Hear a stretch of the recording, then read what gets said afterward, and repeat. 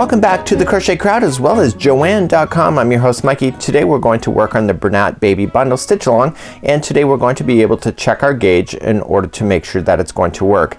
Now anything that is a circle or a square or even a star, in this particular case you have to watch the gauge in order to make your project work. If your gauge is off, the star, the square, or the circle will not sit flat. So today's tutorial is all about deciphering how to determine the gauge so that you can be prepared to work on the stitch along right from day one, starting on March 20th of 2017.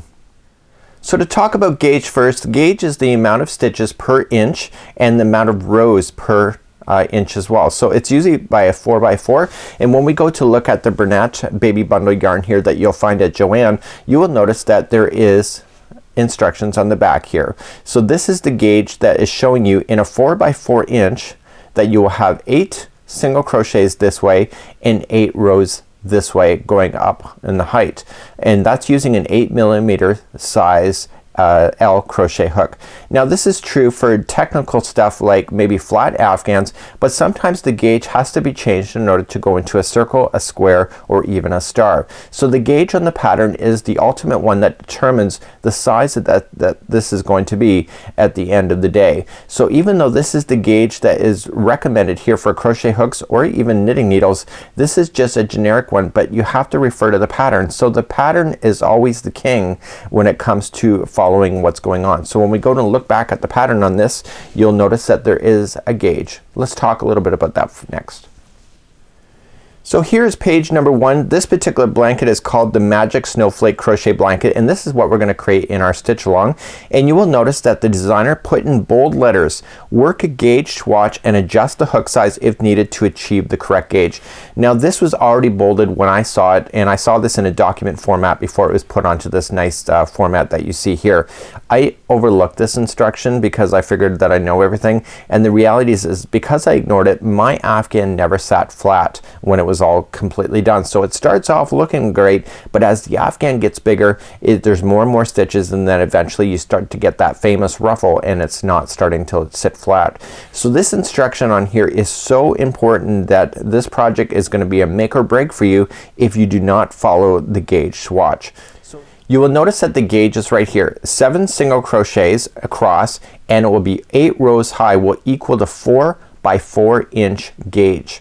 So you'll notice there was a difference then from the ball. The ball said that it was 8 single crochets and 8 rows high. This is generic. This is like an afghan that was made flat, so you're just going back and forth on the rows. But because this is in a circle, or it could be a square, or it could be a star, it changes slightly in order to adjust so that this thing can grow properly in order for it to continue to sit flat. So I made some samples using a different crochet hooks because I'm going to show you how to adjust the size, and let's talk about that first, and then I'll show you how to make a swatch and then measure.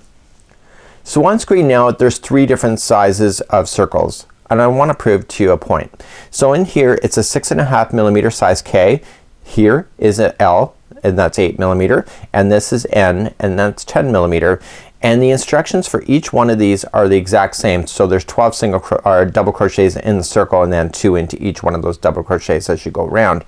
Look at the size difference of these. Exact same pattern, different size crochet hook. So when you don't follow the gauge and you change things, or if you're a loose crocheter or a tight crocheter, this can happen to you.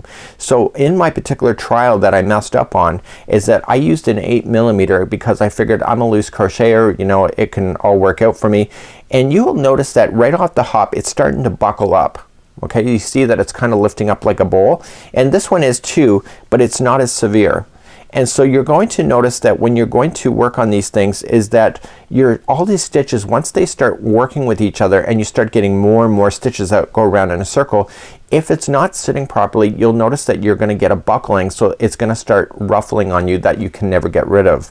So in the end, because I never followed the gauge or the size crochet hook that was recommended, is that I ended it up with an afghan that was not flat. However, even though it's recommending a 9mm size M crochet hook for this, I'm still not going to use a 9mm size M because I don't crochet exactly the way the designer does. So I have to adjust for that, and I have to go to a 10mm size N crochet hook, and that's because the amount of stitches per inch when I worked out the swatch in the way that I crochet is that I have to adjust for that. So let's take a look at a swatch and let's talk a little bit about that. So here is my completed swatch, and I used the proper size crochet hook that I know for myself in order to get the swatch to work. So if I used a 9mm size M crochet hook, my way of crocheting is that it will be too small, and so you have to compensate for yourself in order to adjust. So to make a swatch, you have to follow the instructions that are given, and it said that it was 7 single crochets and then it was 8 rows tall. So in order to do a swatch and it's single crochet, we just have to add an extra one to the chain. So let's show you how to make a swatch. In the Bernat baby bundle, there's Bernat blanket yarn inside. So if you have extra of this yarn, you can use that as a swatch if you want, but I would recommend not using the pipsqueak for the swatch test. So if you got 4 balls, make sure that you start on the outside of a ball, but not getting this pipsqueak in. Okay, the pipsqueak is not the same gauge, but because it fluffs out the way that the other stuff does, it looks uniform. So you want to choose other kinds of yarns that are in here. It could be the boucle, it could be the chunky, and it could be, if you peel it back, you'll see Bernat blanket right there. So I'm gonna use Bernat blanket as my tester that I go. So it said that there were 7 single crochets by 8 rows. So remember, with single crochets, in order to start the chain, you start off with a slip knot. Remember, that never counts as 1. So in order to get 7 across, I have to add an extra 1, so I have to actually put on 8. So 1, 2, 3, 4, 5, 6, 7, and 8. So now I'm just gonna go back across the chain, and all I'm just gonna do is 1 single crochet into each of the chain on the way back.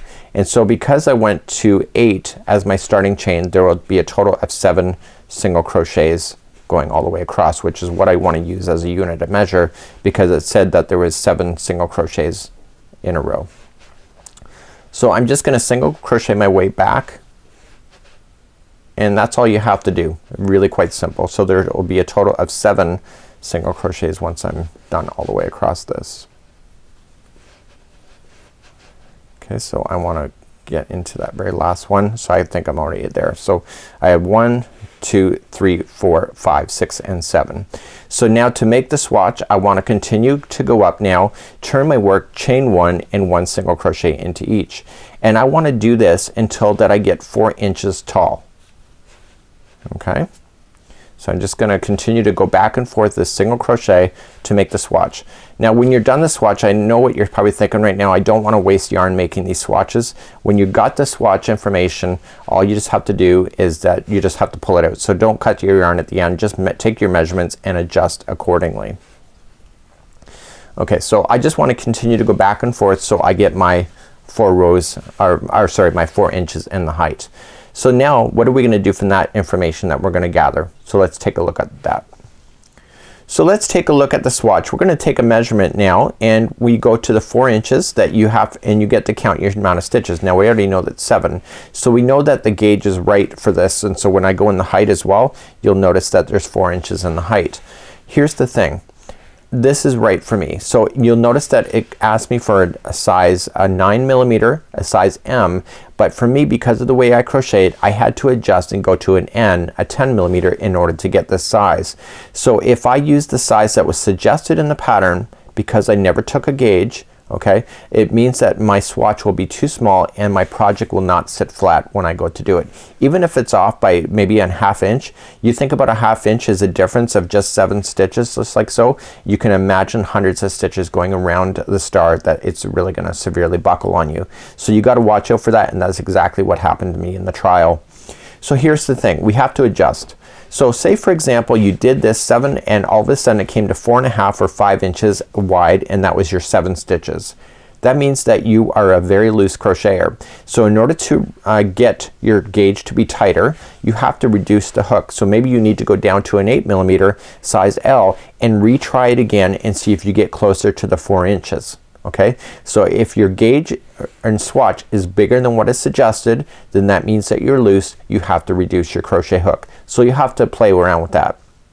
Now what happens if your particular swatch, okay, so say for example it was only 3 inches instead of 4, that means that you're a tight crocheter, and in order to go any bigger you're going to have to get a larger size crochet hook. So for example I use this here. Maybe you need to upgrade yourself and get yourself a bigger crochet hook in order to compensate for that distance.